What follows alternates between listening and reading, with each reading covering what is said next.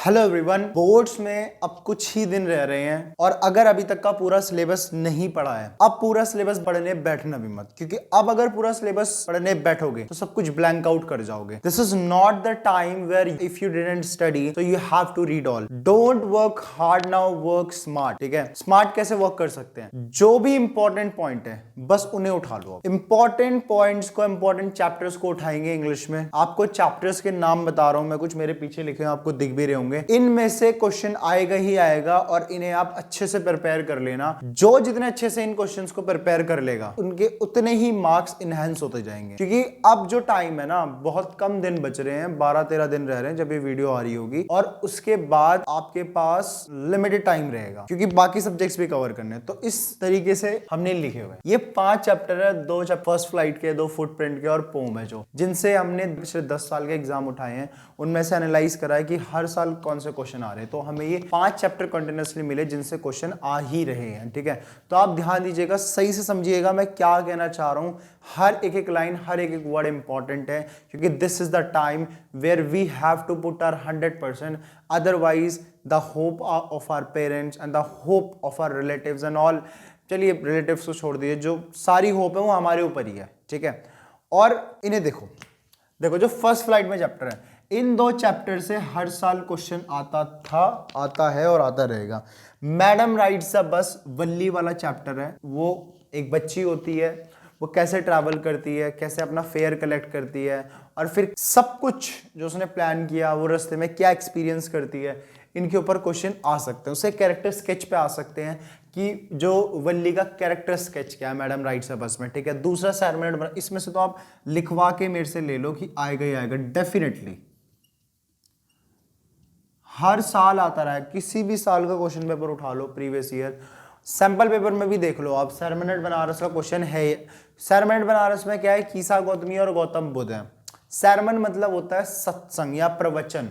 ठीक है, वो बनारस में, तो वहां पे उन्हें कीसा गौतमी मिलती है। She could not overcome from the death of his child. ठीक है, अपने बच्चे की, हिज सन, उससे ओवरकम नहीं कर पा रही। तो उसके बाद गौतम बुद्धा ने उन्हें कुछ टीचिंग्स दी जिनसे उन्हें समझ में आया। तो उसकी समरी कर लेना, कीसा गौतमी या गौतम बुद्ध के कैरेक्टर स्केच रिवाइज कर लेना, और जो प्रैक्टिकल थीम है कि गौतम बुद्ध ने उन्हें कैसे समझाया, ये सारी चीजों पे आ सकता है। ठीक है, ये 2 चैप्टर है। उसके बाद जो हमारा फुटप्रिंट विदाउट फूट में, एक है नेकलेस और भोली वाला चैप्टर। भोली वाले चैप्टर से भी जैसे सरमनेट बनारस है, ऐसे ही भोली वाला, इनसे भी हर साल क्वेश्चन आए हैं।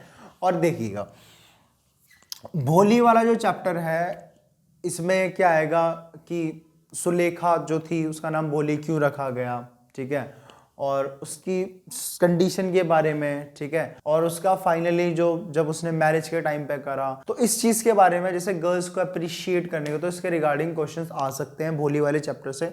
तो भोली वाला चैप्टर एक बार सही से रिवाइज कर लेना।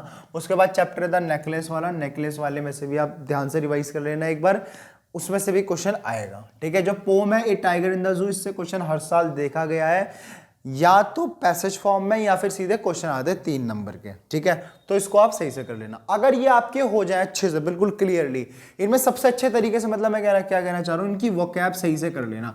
जिसकी जितनी अच्छी वोकैब इंग्लिश के एग्जाम में होगी, उसके उतने ही अच्छे मार्क्स आ रहे होंगे, चाहे वो कोई भी लिखे। ठीक है, उसके उतने ही अच्छे मार्क्स आएंगे जितनी उसकी अच्छी वोकैब होगी। समझ रहे हैं आप? उसके बाद कुछ चैप्टर लिखे हुए हैं यहाँ पे जिनसे क्वेश्चन आते हैं, जैसे नेल्सन मंडेला वाले चैप्टर से क्वेश्चन आ जाते हैं।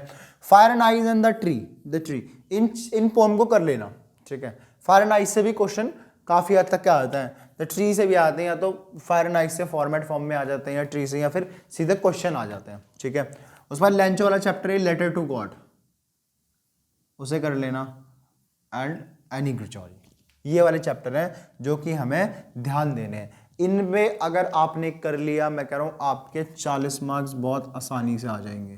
ठीक है, 1-2 क्वेश्चन आएंगे, फिर सारा एक बार रिवाइज कर लेंगे तो सबसे आसानी से हो जाएगा। आप जाइए, समरीज पढ़िए, कैरेक्टर स्केच पढ़िए। ठीक है, जितना अपना बेस्ट दे सकते हैं दीजिए। ठीक है, क्योंकि ये एक टाइम है, आपको अपने आप को प्रूफ करना है, आपको अपनी कैपेसिटी को प्रूफ करना है, और आपको अपने आपको एक दिखाना है कि I am something, I can do something, I can build something, because I am not common, I am build different. Okay, so you can, देखो अगर पहला एग्जाम तुम्हारा खराब गया तो तो तुम्हारे सारे एग्जाम्स में कॉन्फिडेंस डाउन हो जाएगा, सारा ब्लैंक आउट हो जाएगा। पहला ही बेकार चला गया तो सोचोगे यार अगला भी, फिर होता है ये ना साइकोलॉजी, इसे एग्जाम स्ट्रेस कहते हैं कि जब एग्जाम में शुरुआत के क्वेश्चन पढ़े और हमें समझ में ना आए, ठीक है, तो उसके बाद जो आता है वो भी भूलते, तो उसे एग्जाम स्ट्रेस कहता है। अगर पहला बेकार चला जाएगा तो आने वाले मोस्ट प्रोबेबिलिटी है कि आने वाले शायद अच्छे नहीं जाएंगे। तो पहले से ही अच्छा लेके चलिए, ठीक है। अभी लिटरेचर का करा दिया, ग्रामर और उस पोर्शन को भी करा देंगे। ग्रामर की वीडियो भी मैं लेके आ रहा हूँ जल्दी, ठीक है, उसमें सारे क्वेश्चन करा दूंगा। अभी नीचे एक पीडीएफ है, उस पीडीएफ को डाउनलोड कर लेना, उसमें जो क्वेश्चन मोस्टली रिपीटेड है चैप्टर्स में से वो मैंने पूरी पीडीएफ बना के आपको दी हुई है, उसमें से कर लेना, ठीक है। वो सारे क्वेश्चंस कर लेना। उसके बाद ग्रामर के क्वेश्चन लेके आऊंगा, ग्रामर में भी जो क्वेश्चन मोस्ट रिपीटेड होंगे उनकी एक पीडीएफ बना दूंगा और यहाँ पे आपको ग्रामर पोर्शन भी करा दूंगा। इस चीज को समझ लीजिएगा, ठीक है। That's all for today. और अब जी जान लगा दीजिए, जो भी होगा मैं अपनी तरफ से बेस्ट करके आपको दूंगा, ठीक है। और बाकी मिलते हैं बोर्ड्स के एग्जाम्स के टाइम पे, वहां पे देखेंगे कि कैसा एग्जाम आ रहा है, क्या आ रहा है, ओके।